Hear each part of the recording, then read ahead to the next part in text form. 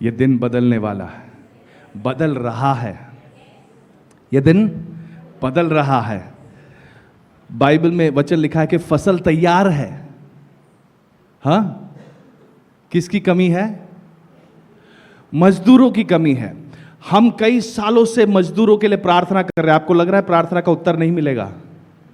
मिल गया है। मजदूर भी पहुंच चुके हैं, गली गलियों में मजदूर पहुंच चुके हैं, कई सारे जगहों में मजदूर पहुंच चुके हैं। हाँ, परमेश्वर कार्य कर रहा है। वो जीवित परमेश्वर है, कार्य करने वाला परमेश्वर है। He is a God who is alive।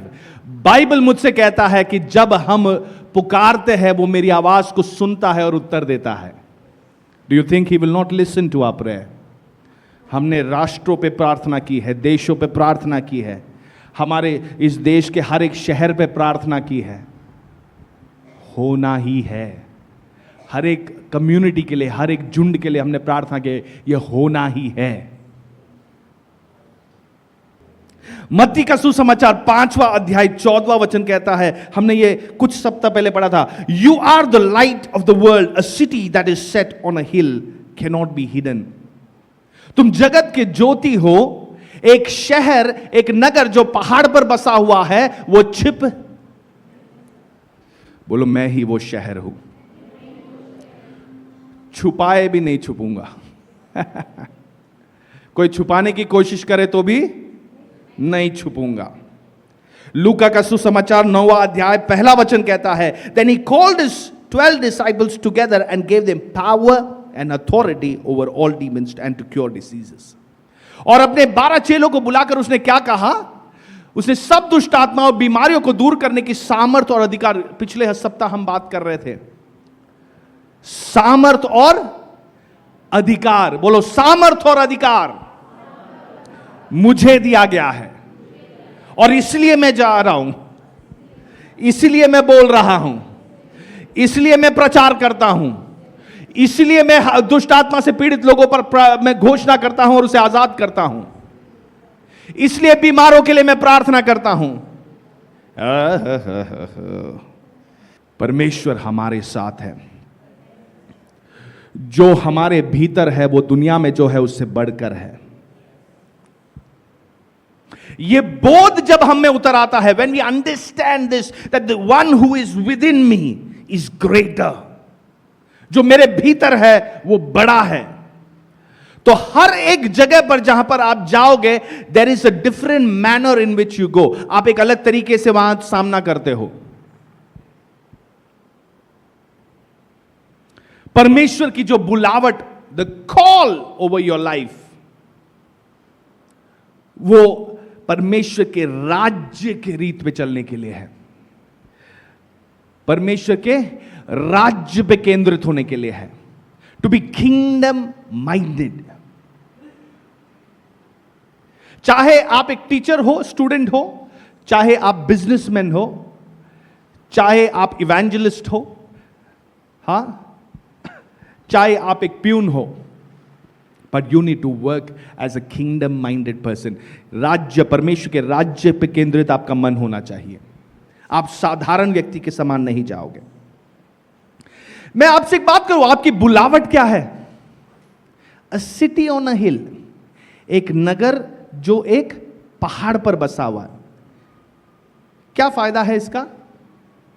A city on a hill, visibility, सारे लोग इसे देखेंगे। दूसरा, प्रभाव, इन्फ्लुएंस। तीसरा, इल्यूमिनेशन, वो उजियाला फैलाएगा। आप दिखोगे, आपका प्रभाव दूसरों पे पड़ेगा। तीसरा, आपका उजियाला, जो उजियाला आप लेकर चल रहे हो वो फैलेगा। ये किंगडम माइंडेड जब हम बात करते हैं, राज्य पे, परमेश्वर के राज्य पे केंद्रित हमारा मन होना चाहिए। मैं आपसे बात करता हूं, ये साधारण नहीं है। अभी हम बात करें कि मान लो इंडिया पे केंद्रित हमारा मन, हमारा इच्छाएं होना चाहिए, काम होना चाहिए, है ना, कि इंडिया के प्रति हमारा ऑनेस्टी होना चाहिए, हमारा एलियंस होना चाहिए, है ना। मतलब क्या?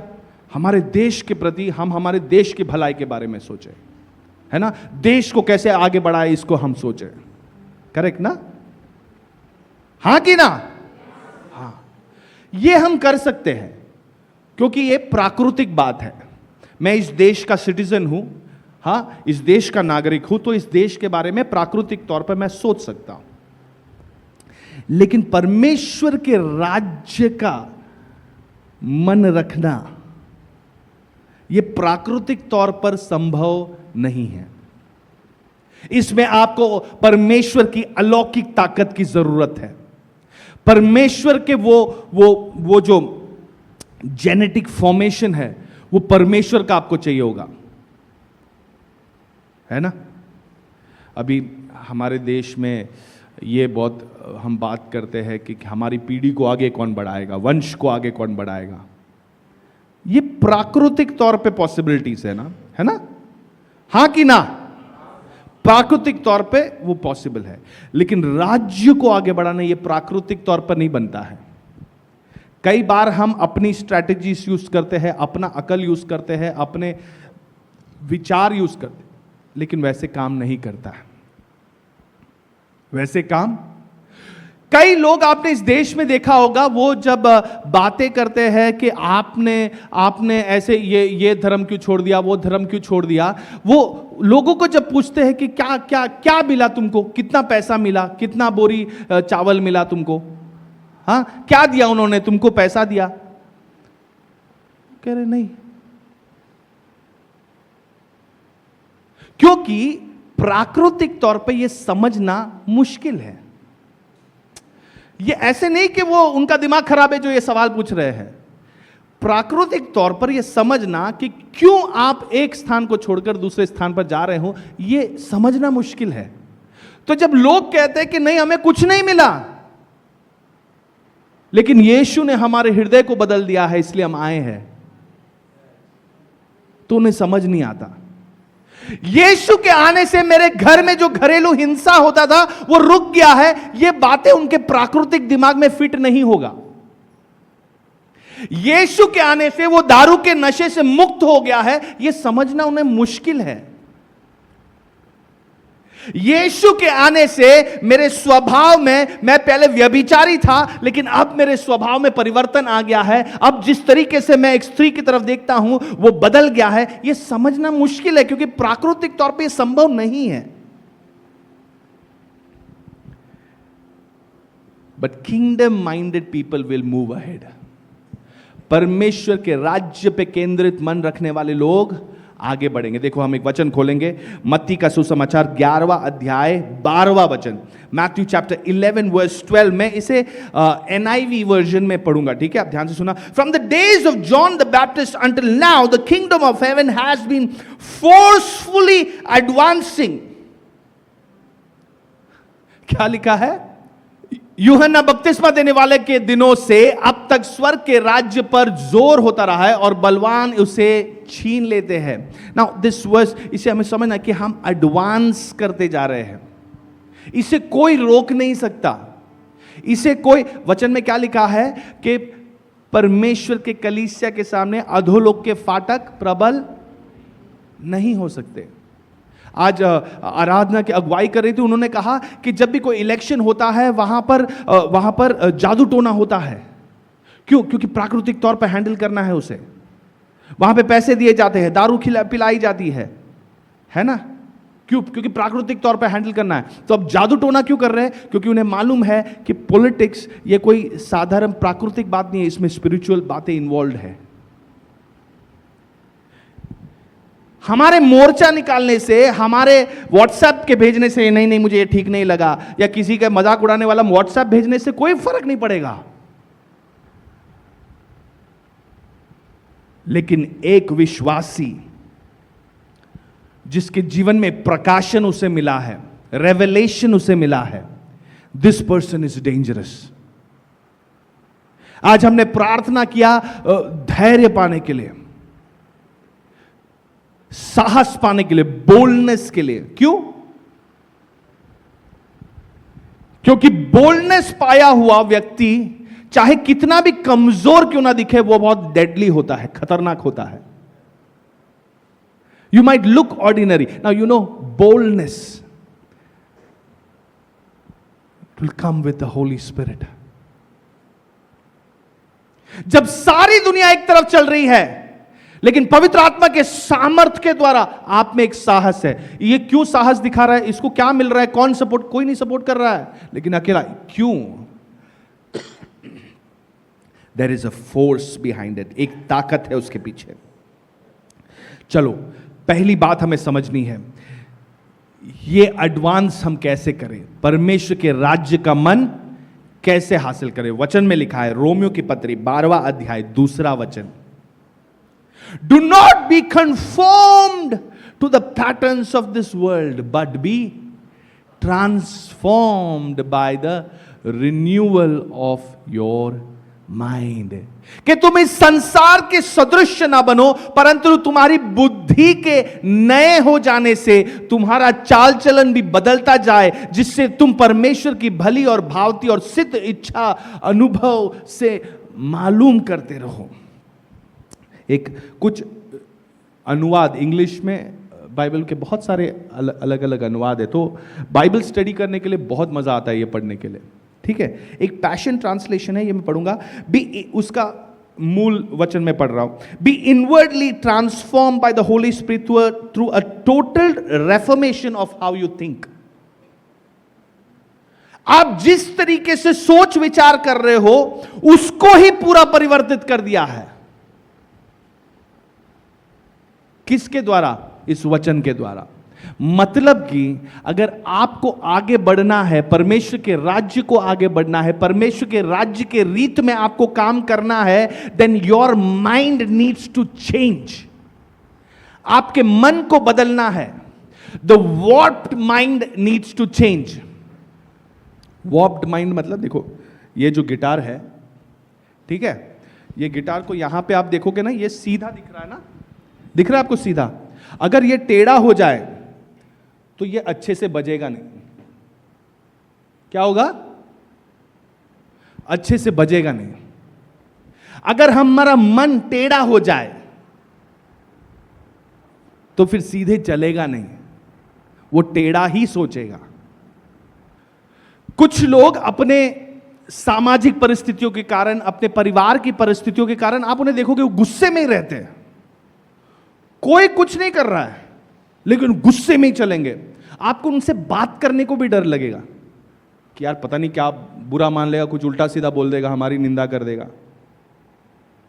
कुछ लोग देखोगे कुछ हो नहीं रहा, लेकिन उनके मन में सिर्फ दूसरों को कैसे फंसाया जाए यही सोच रहे हैं. Warped mind. हम सब इस वॉर्प्ड दुनिया में रह रहे हैं, इस टेढ़ी गिरी हुई दुनिया में रह रहे हैं. तो हमारा मन कैसा होगा? ऐसा ही बनेगा जो इस दुनिया के नाते चीज है. तो क्या कह रहा है यहां पर?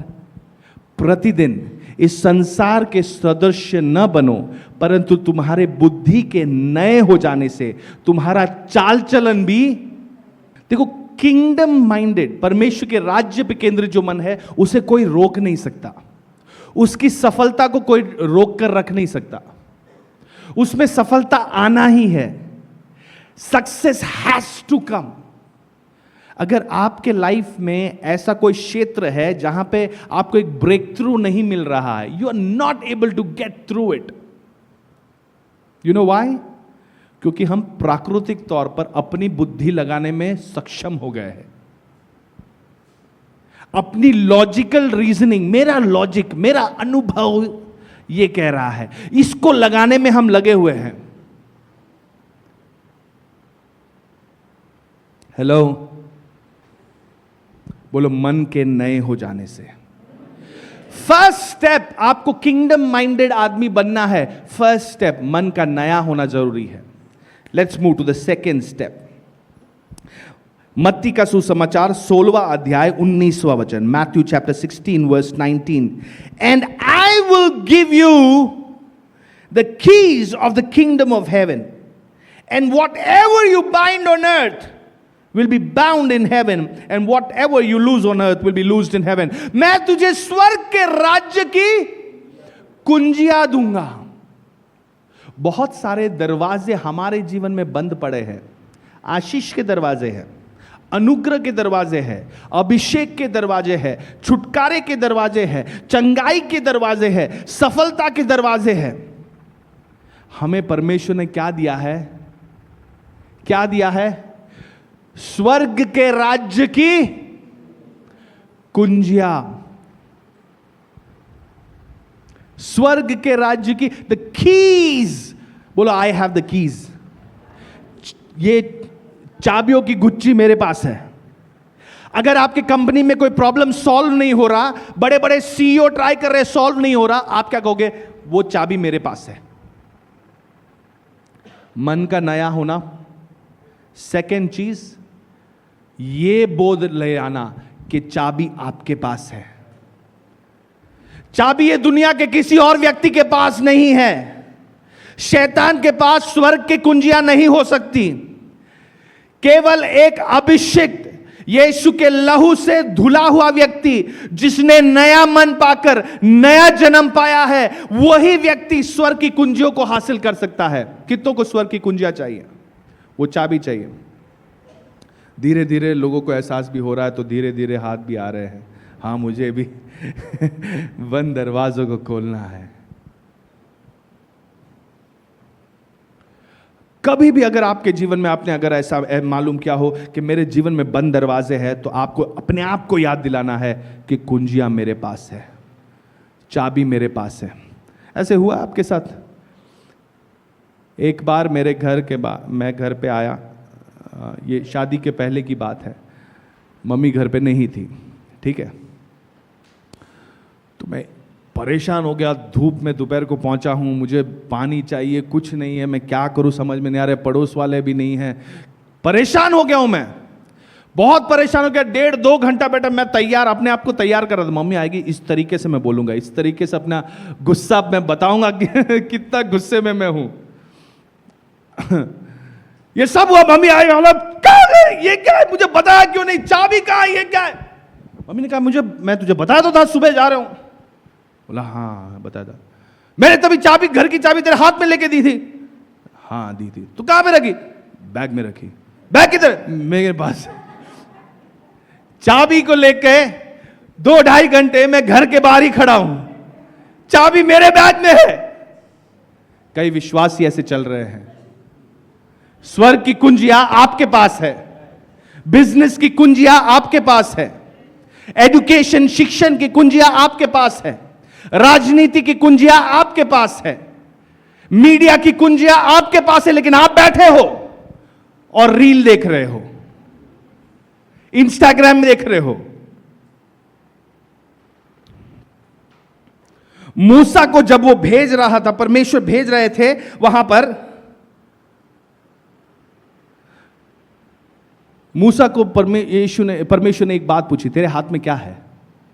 बोले, ये एक डंडा है, इससे मैं अपने भेड़ बकरी चराता हूं. With what was in his hand God used Moses mightily. वो कह रहा था कि मैं तो अपनी जुबान से लड़खड़ाता हूं, मैं ठीक से बात भी नहीं कर पाऊंगा, मैं फिरौन के सामने कैसे जाके खड़ा रहूंगा.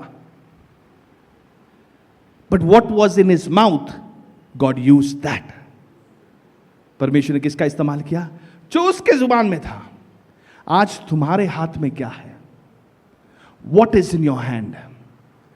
आर्ट है, पेंटिंग करना जानते हो, किसी को सिखाना आप जानते हो, टीच करना जानते हो, किसी की सेवा करना जानते हो, आप किसी को मार्गदर्शन देना चाहते हो, प्रॉब्लम्स का सॉल्यूशन निकालना चाहते हो.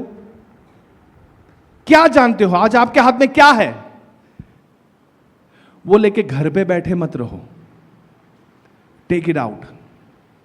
स्वर्ग की कुंजियां परमेश्वर ने आपके हाथ में दिया. बोलो, स्वर्ग की कुंजियां परमेश्वर ने मेरे हाथ में दी है.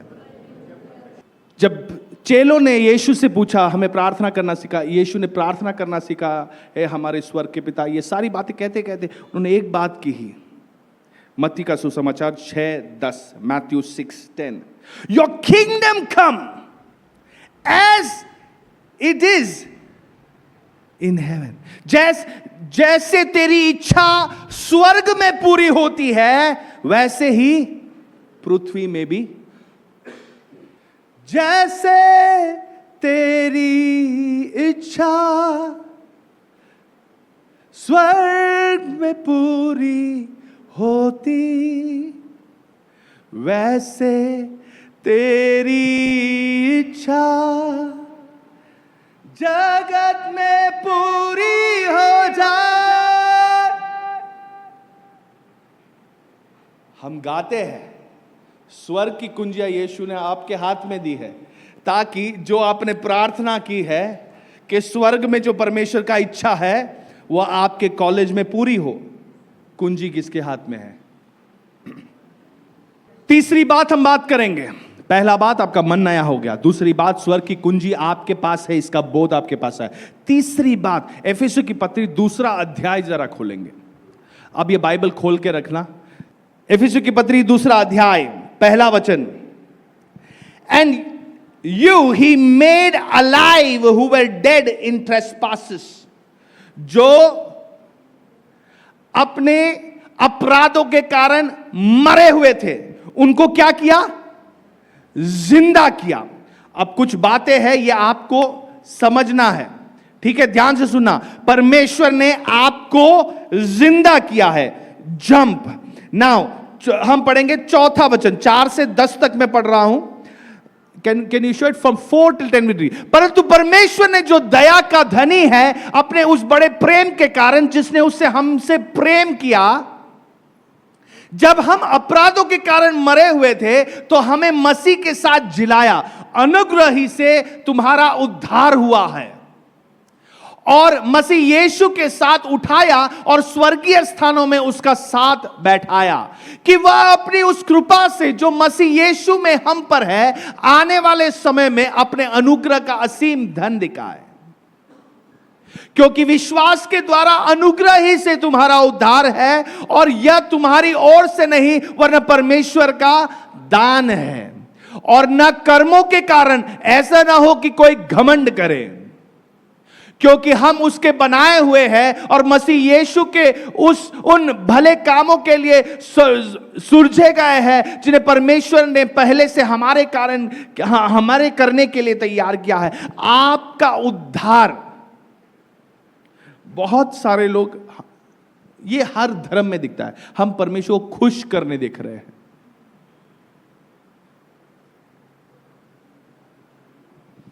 उपवास क्यों कर रहे हो? खुश करने के लिए, उसके गुस्से को शांत करने के लिए। वचन में क्या लिखा है? आपके कामों से, कर्मों से आपका उद्धार नहीं हुआ, बल्कि अनुग्रह के द्वारा।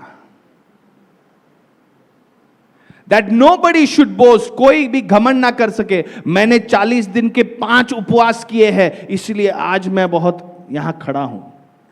कोई घमंड नहीं कर सकता। मैंने पूरी बाइबल इंग्लिश में, हिंदी में, मराठी में, गुजराती में पढ़ लिया है। ये सारी बातें अच्छी है। उपवास करने से आपके जीवन में सामर्थ्य आएगी। आप बाइबल पढ़ोगे तो आप सत्य का बोध रखोगे। आप में हम क्यों ये बाइबल पढ़, इतने सारे वचन को पढ़ रहे, और पढ़ते चलो, आगे बढ़ते। इस बात, पहली बात, आपको जिंदा किया है। दूसरी बात, आपको जिंदा अपने कर्मों से नहीं बल्कि उसके अनुग्रह से दिया है। अगले वचन को, आप 13वें वचन को पढ़ेंगे। Now in Christ Jesus you were once far off, being brought near by the blood of Christ. Yishu के, मसीह के लहू के द्वारा आपको निकट किया गया है। तीसरा शब्द, आप 14वां वचन, for he himself is our peace, who has made both one and has broken down the middle wall of separation. We will read 16. Can you show 16? और क्रूस पर बैर को नाश करके उसने, उसके द्वारा दानों को एक देह बनाकर परमेश्वर से मिलाए। परमेश्वर से जो दूरी थी, जो बैरी थी, उसे यीशु ने अपने लहू के द्वारा मिटाया और ये पीस ट्रीटी बनाया। नेक्स्ट वर्स, आखिरी वचन हम ये पढ़ेंगे, वर्स 20।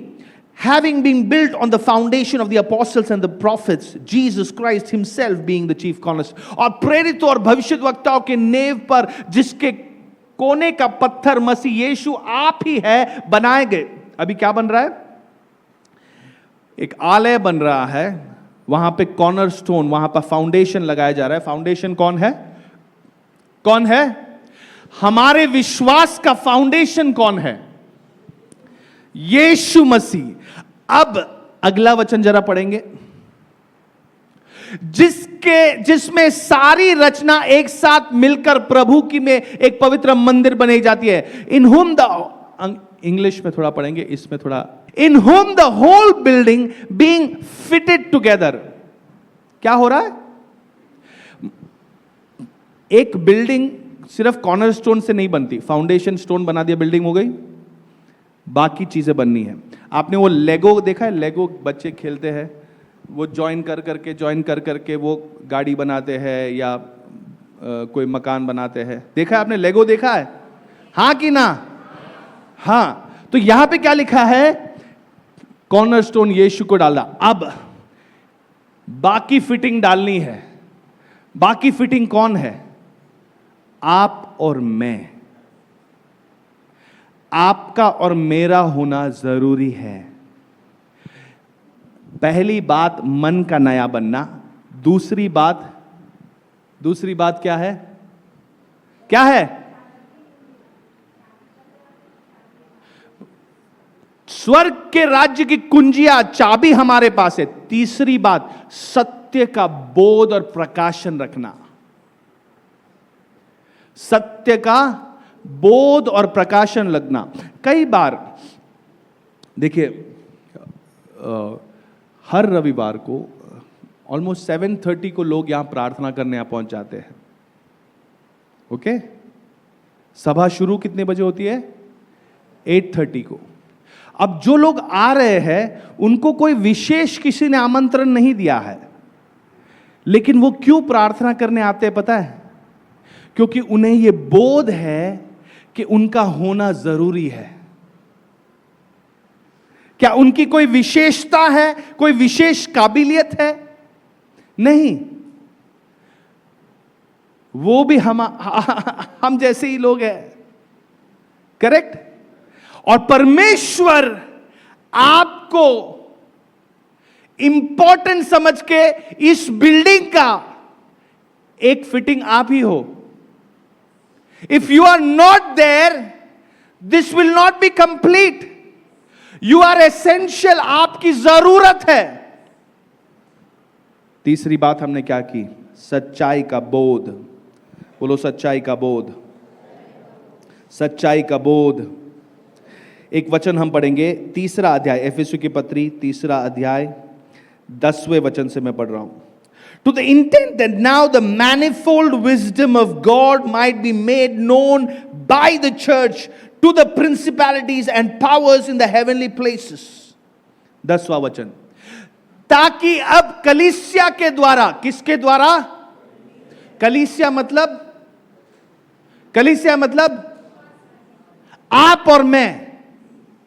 कलीसिया मतलब आपके और मेरे द्वारा परमेश्वर के नाना प्रकार का ज्ञान उन प्रधानों और अधिकारियों पर जो स्वर्गीय स्थानों में प्रकट किया गया है।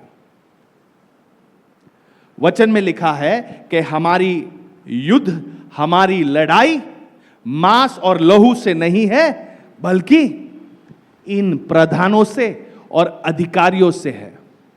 परमेश्वर का ज्ञान और उसका सामर्थ किसके द्वारा प्रकट किया जाएगा? किसके द्वारा प्रकट किया जाएगा? हेलो?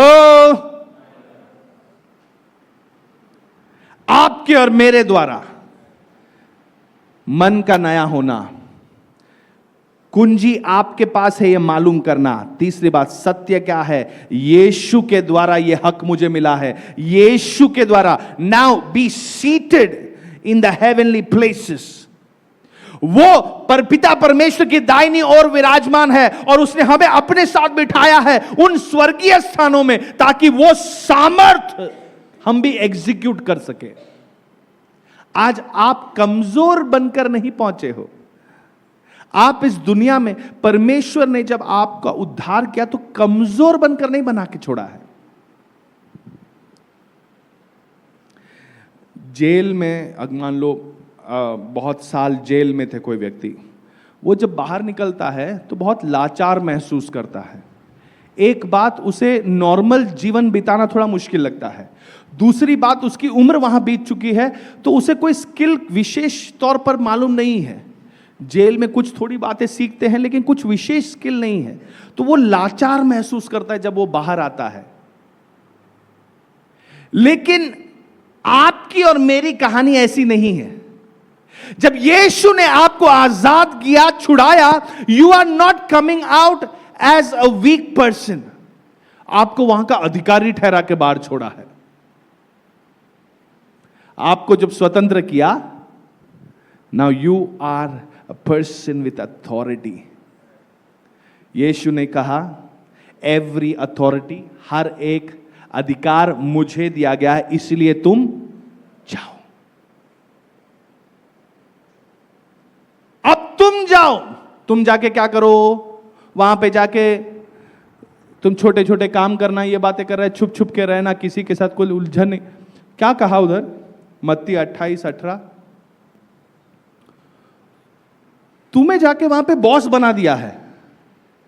एक क्लास चल रही है, शिक्षक है, बच्चे हैं, तो कौन अथॉरिटी में कौन है? अधिकार में कौन है? शिक्षक। कौन? बच्चे कौन बोला? कोई बच्चों का आवाज आया कि बच्चे नहीं, शिक्षक अधिकार में होता है। क्या लिखा है? यीशु ने उनके पास आकर कहा कि स्वर्ग और पृथ्वी का सारा अधिकार मुझे दिया गया है। अगला वचन, इसलिए तुम जाकर सब जातियों के लोगों को चेला बनाओ और उन्हें पिता, पुत्र और पवित्र आत्मा के नाम से बपतिस्मा दो। नेक्स्ट वर्स, और उन्हें सब बातें जो मैंने तुम्हें आज्ञा दी है मानना सिखाओ। तुम्हें अथॉरिटी देकर अथॉरिटेटिव पोजीशन पे बिठाकर छोड़ा है। You are not in this world as an ordinary person. लेकिन अपने हक का बोध नहीं जानोगे, सच्चाई का बोध आपको नहीं होगा तो खत्म हो जाएगा। अब चौथी बात ध्यान से सुनना। आपने इंडिया में एक बहुत फेमस स्लोगन है एजुकेशन सिस्टम के बारे में, ईच वन टीच वन। सुना है? कभी सुना है आपने कि हर एक व्यक्ति को सिखाए, हमारा शिक्षण का जो प्रॉब्लम है ये खत्म हो जाएगा, है ना? वेरी वेरी गुड एग्जाम्पल, बहुत अच्छा एग्जाम्पल है हमारे लिए। शायद हम यहां पे मान लो 100 लोग बैठे हैं, हम 100 लोग बैठे हैं। मैं आपको एक सिंपल कैलकुलेशन बताता हूं। मैं जब ये कैलकुलेशन कर रहा था मुझे बहुत आश्चर्य लगा कि ये सही में क्या जबरदस्त है। आप में से हर व्यक्ति, 100 लोग बैठे हैं, हर व्यक्ति 6 महीना लेता है और एक व्यक्ति को सुसमाचार सुनाता है। मतलब साल में 2 व्यक्ति को सुसमाचार सुनाता है और उसे सिर्फ सुसमाचार सुनाना नहीं, उसे चेला बनाना है। ये जो पूरी बातें हमने की, उस बपतिस्मा लेना है, उसको बातें मानना सिखाना है। हाँ, ऐसा एक इफेक्टिव विश्वासी अगर आप बनाते हो, एक व्यक्ति को 6 महीना लेकर, पॉसिबल है? हां कि ना? 6 महीने में एक व्यक्ति से बात कर सकते हो आप, उसको तैयार कर सकते हो। तो अगर हम 100 लोग बैठे हैं, ये मुंबई का पॉपुलेशन करीब 22 मिलियन है। कितना है? 22 मिलियन। अगर अकेले की जिम्मेदारी हो, अगर मान लो यहां पे अकेला कौन है? कौन अकेला घूम रहा है? कोई अकेला है भाई? मान लो अकेले की जिम्मेदारी है, ये अकेला आदमी, अब ये सामने मेरे खड़े हैं, हमारे कैमरा का इनकी जिम्मेदारी है पूरे मुंबई को अगर सुसमाचार सुनाना है। 6 महीने में एक व्यक्ति को ये चेला बना रहे। सिर्फ सुसमाचार सुनाने की बात नहीं कर रहा हूं, चेला बनाने की बात कर रहा हूं। तो पता है पूरा मुंबई उद्धार कब पाएगा? 11 मिलियन साल के बाद, जो कि संभव अपने आयुष्काल में तो संभव नहीं है, तो छोड़ो। लेकिन दूसरा एक सिस्टम है कि इस एक व्यक्ति ने एक को चेला बनाया 6 महीने में। अब 6 महीने में ये दोनों जाके एक एक को चेला बनाते हैं। कंपाउंडिंग इफेक्ट बोलते हैं हम, आपने अगर अकाउंट्स में शायद आता। इसने इसको चेला बनाया 6 महीने में, फिर इन दोनों ने साथ मिलकर उन दोनों को चेला बनाया, फिर ये चारों ने मिलकर और 4 को चेला बनाया, फिर वो 8 लोग मिलके और 8 को चेला बनाए, फिर वो 16 लोग मिलके और 16 लोग को चेला बनाए, फिर वो 32 लोग जो बने हैं वो और 32 लोग को चेला बनाए। अगर इस प्रकार से हम बढ़ते जाए, 6 महीना टाइम है आपके पास एक को चेला बनाने के लिए, अगर इस तरीके से हम आगे बढ़े तो आपको पूरा मुंबई को जीतने के लिए 12 साल लगेंगे। कितना? कितने लोग 12 साल से विश्वास में है कोई? मुझे भी हाथ उठाने को शर्म आ रही है क्योंकि 25 साल से हूं, डबल हो गए। आप में से कोई सब 12 साल से नीचे है विश्वास में? आपने यीशु को कितने साल से स्वीकारा है? हम पर जिम्मेदारी कितनी आप समझ रहे हो? 6 महीना छोड़ो, अगर आप 1 महीना यूज करते हो ना, 1 महीने में एक के साथ अगर आप उसको सुसमाचार सुनाए, उसको चेला बनाए, 1 महीना आपने लिया और इसी सिस्टम से आगे बढ़े, आपको पता है कितने साल में मुंबई, पूरा मुंबई मसीह में आएगा? 1.5 साल में। कितना? 1.5 years। ये तो मैं 100 लोग की जिम्मेदारी बता रहा था। मुंबई में कितने विश्वासी है? अगर हम सब साथ में करें तो मुझे तो ऐसा लग रहा है कि कल के अखबार में आने वाला है, संडे सुबह की सभाएं इधर हो रही है, इधर हो रही है, इधर हो रही है। कम ऑन, ये असंभव बात नहीं है हमारे सामने। ये प्रोजेक्ट जो है असंभव नहीं है। अगर प्राकृतिक तौर पर, प्राकृतिक कैलकुलेशन से इस हिसाब से चल रहा है, आप कल्पना करके देखिए, ग्रेटर थिंग्स।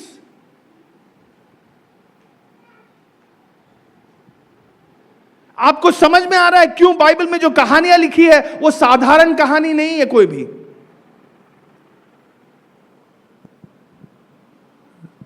नूह ने एक ऐसा जहाज बनाया जहां पे सारे पृथ्वी के जानवर अंदर घुस गए। मूसा अकेला, वो फिरौन वो बोला था, वो हकलाता था, लेकिन उस व्यक्ति के द्वारा एक सारा देश जो कई साल वहां पर दासत्व में गुजारे थे, उस दुष्ट राजा के हाथों से वो निकाल कर वो लेके गया। हमारे द्वारा इस मुंबई शहर के लिए परमेश्वर की योजना बड़ी है। आपके दिमाग में ये थोड़ा इजी टारगेट अब लग रहा है कि 6 महीने में एक को तो चेला बना सकते हैं, है ना? 6 महीने में एक को मैंने सुसमाचार सुनाया, उसके पीछे लगा। Come on, now this should burn in you. ये आपके हृदय में जलना चाहिए कि मैं अब शांत नहीं रहूंगा। कम ऑन, अगर आप एक को नहीं, मान लो 5 को चेला बनाते हो, एक कम ऑन, हम अपने टाइम को व्यर्थ ना जाने दें। कम ऑन, लाइट हाउस, एक ज्योति स्तंभ के समान परमेश्वर ने आपको ठहराया है। घाटकोपर में, कलीना में, आपको विरार में, आपको यहां पर ग्रांट रोड में, अंधेरी में, विलेपार्ले में, आपको ऐसे ही नहीं खड़ा किया है। उस जगह में एक ज्योति स्तंभ के समान आप हो, लाइक ए लाइट हाउस। आप में से हर एक ने ये एफेसू की पत्री 2 अध्याय और 3 अध्याय आपको घर पे जाके पढ़ना है। कई सारी सच्चाई आपके विषय में इसमें लिखी है, और अगर ये सच्चाई है तो आपके द्वारा परमेश्वर सामर्थ की काम करने वाला है। पावरफुल थिंग्स, बोलो पावरफुल। अपनी क्षमता में आप एक लाइट हाउस, घर कलीसिया शुरू करें। वो घर कलीसिया हमारी सभा की मीटिंग नहीं है। मतलब क्या? तू आ मेरे घर पे, तू मेरे घर पे आ, तू मेरे घर पे आ, तू मेरे घर पे आ, हम 4-5 हो गए। हाँ, मेरा 6 महीने में 1 का टारगेट था, मैंने तो 5 आ गए। ये नहीं। You go find a friend who doesn't know Christ. You go find a neighbour. एक दोस्त को ऐसे ढूंढो जो मसीह को नहीं जानता। एक पड़ोसी को ऐसे ढूंढो जो मसीह को नहीं जानता। एक ऐसे व्यक्ति के पास जो जिसके जीवन में वो परेशानी झेल झेल के वो थक चुका है, वो अपने जीवन को अंत करना चाहता है। उसे दिखाओ ज्योति क्या है, ज्योति स्तंभ, लाइट हाउस का काम क्या है।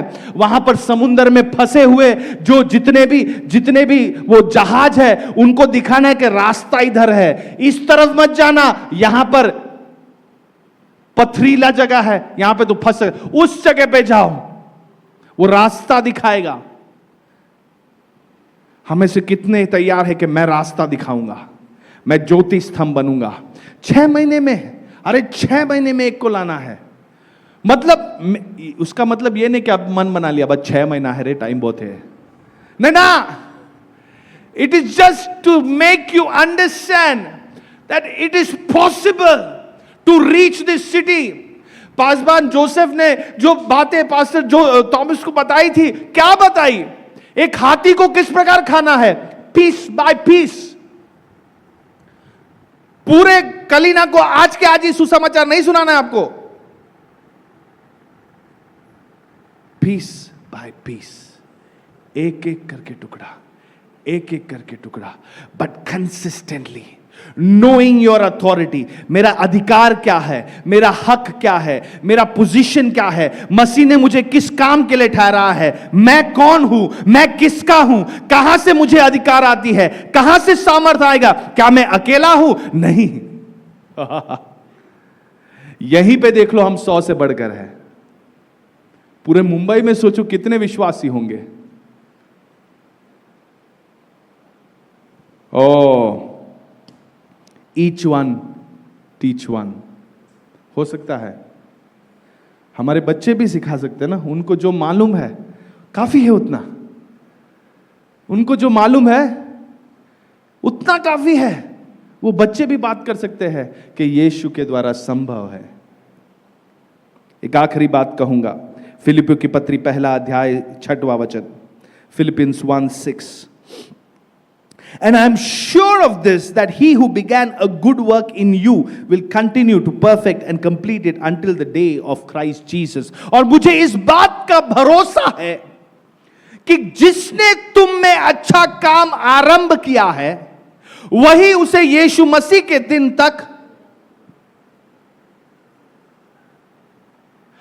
हम कभी कभी वो कभी खुशी कभी गम के जैसे, कभी इस तरफ विश्वास योग्य, आज हालेलुया मैं बढ़ूंगा, मैं आज सुसमाचार सुनाऊंगा, अगले दिन आज मूड नहीं है, आज मुझे उसने भला बुरा कह दिया है, आज तो मैं, कहां है प्रभु, कहां है तेरा न्याय, मेरा सर झुकेगा नहीं कहा था, कहां है तू? नो। फिर हम खुद ही सोचेंगे, मैं ऐसा क्यों हूं, मैं ऐसा क्यों हूं। हम खुद ही सोचेंगे। बट आपको टेंशन लेने की जरूरत नहीं है। क्यों? क्योंकि जिसने आपको बुलाया है, जिसने ये काम आपके जीवन में आरंभ किया है, वो विश्वास योग्य है। वो थकेगा नहीं, वो ऊंघेगा नहीं, वो कभी, कमान, वो कभी आप पर हार नहीं मानेगा, वो आपको त्यागेगा नहीं, वो आपको भूलेगा नहीं। यहां क्या लिखा है? जिसने तुम में अच्छा काम आरंभ किया है, वही उसे यीशु मसीह के दिन तक। Come on. क्योंकि वो विश्वास योग्य है, वो आपको सामर्थ्य दे, वही पवित्र आत्मा जिसने मसीह को मरे हुए में से जिंदा किया, वो आज आप में काम कर रहा है। That is our guarantee, it will happen. आज 100 लोग बैठे हैं, कल 1,00,000 के सामने हम खड़े होंगे। परमेश्वर विश्वास योग्य है, वो अपने काम से कभी टलेगा नहीं, वो कभी थकता नहीं, वो निराश नहीं होता, और वही सेम फिटिंग अब आप में भी दी है। वो विश्वास योग्य है। सारा अधिकार आप में उसी ने तैयार किया है। ये बहुत इंटरेस्टिंग है। आपको याद है एग्जाम के दिन पे हम जो सब्जेक्ट का एग्जाम होता था वो सब्जेक्ट का किताब बहुत बड़ा, लेकिन एक छोटा सा एक किताब होता था आंसर की करके, याद है किसी को? हम वो किताब पढ़ने में रुचि रखते हैं क्योंकि उसमें सारे प्रश्नों का आंसर दिया है, तो हम उसे याद कर रहे हैं, है ना? लेकिन प्रॉब्लम यह है कि एग्जाम हॉल के अंदर वो अलाउड नहीं है, वरना तो टॉपर होते हम। एग्जाम हॉल के अंदर वो किताब अलाउड नहीं है। लेकिन यहां इस जिंदगी में स्वर्ग के राज्य की कुंजियां आपके हाथ में दे दी गई है, and you are walking with those keys. बंद दरवाजे आए, you take out the bunch of keys, और जो विश्वास योग्य है वो आपको जय दिलाता है। कम ऑन, एक्साइटेड हो या नहीं? आज उस चाबियों को हमें उठाना है। 5 बातें आज हमने बात की है।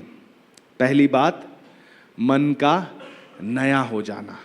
दूसरी बात, कुंजियों को अपने पास रखना। तीसरी बात, सच्चाई को जानकर चलना। चौथी बात, each one teach one. Mission साफ होना चाहिए, मिशन साफ होना चाहिए कि मैं क्या करना चाहता हूं। मत्ती 28-18 का जो वो कमीशन हमें दिया गया है, वो कमीशन को लेके कदम कदम बढ़ाते। Each one teach one. 1 महीने में एक को तैयार किया तो 1.5 साल में मुंबई शहर 22 मिलियन पीपल, केवल 100 लोग काफी है, ये सभा काफी है 1.5 साल में। 5वीं और आखिरी बात, जिसने वायदा किया है वो विश्वास योग्य है।